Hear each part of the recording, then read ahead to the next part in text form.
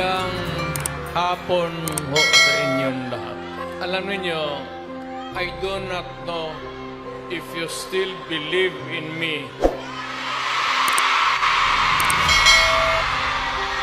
Nakatingin ako sa inyo, dapat magkita-kita tayo doon sa ating bayan.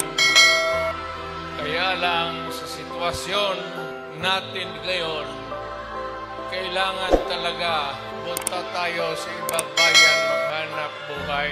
Pero sa akin, the fact that malayo kayo sa pamilya ninyo, dama ko yung lungkot at alam ko yan. Kasi ganoon rin ako noon. Kaya OFW, magkikinig ako, OFW, mabuhay kayong lahat.